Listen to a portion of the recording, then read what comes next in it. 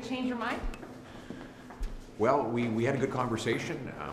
My message, of course, to the Prime Minister is that people can't afford to pay anymore, that they're tapped out, their grocery bills, their rent is too high after 10 years of excess spending. So I shared my view that we need the government to bring down its inflationary deficits and taxes. I was grateful for the chance to sit down with the Prime Minister. We had a good conversation. He didn't make any commitments, and so I'm looking forward to seeing what he comes up with. You said you hoped he was in listening mode. Did you feel that was the case?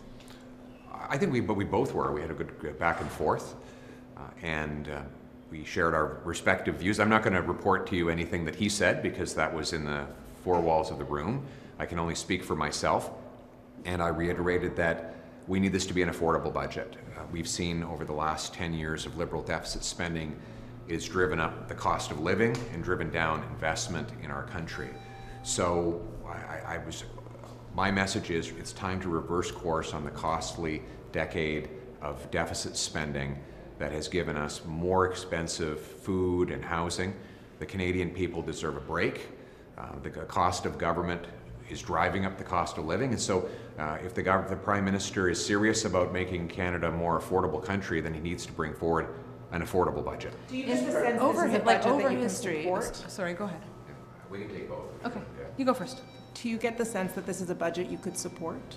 I haven't seen anything, so, but I've sort of laid out my conditions for the party, and we'll see what he comes up with. I mean, history, though, is that opposition parties, official opposition parties, do not support the budget. I mean, you just don't. It's not part of your job. So do you know what I mean? Do you see a world in which this is possible for you? The world would be, it's an affordable budget that gets rid of taxes, excess taxes on investment, home building, work, energy, that brings the deficit down to the level that the Liberals promised only a year ago.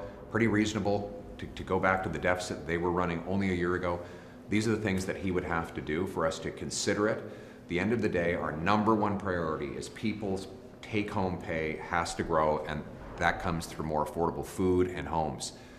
The current Liberal policy is driving up the cost of living.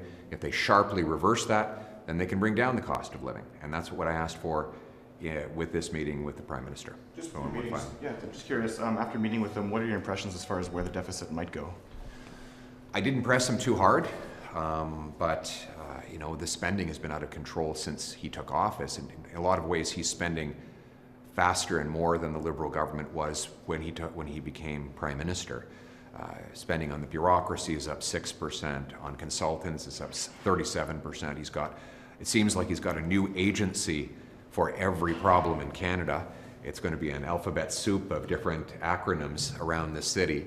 And so my sense is that his spending, Mr. Carney's spending, with great respect, is totally out of control. And Canadians are paying the price for his out of control spending. What do you say? So why not press him a little bit further on it? Well, I didn't expect I would get an answer to that question in this meeting. And if I did, I'm not going to repeat things he said to me in private anyway. There seems to be like a shift in the narrative where it used to be the job of the government was, in a minority situation, was to convince the opposition to support the budget. And instead it's become, it is the opposition's fault if you don't support the budget. And I just wonder if you could reflect on that tension, like this idea that if Canadians truly do expect, in a minority situation, everybody to work together, then where is it with all your parties to sort of sit down and hammer this out, or who owns that ultimately? I think it'll be up to the Canadian people to judge when they see the substance and measure it against the votes. But what I've tried to do is be fair-minded and just holding him to the promises that he made. It was a year ago the Liberals promised this year's deficit would only be $42 billion. So I don't think it's that unreasonable to expect that they would keep that cap. He said he would be judged by the prices at the grocery store. Well, those prices are rising at 4% now, twice the Bank of Canada's target rate. My goal is to bring that food price inflation down.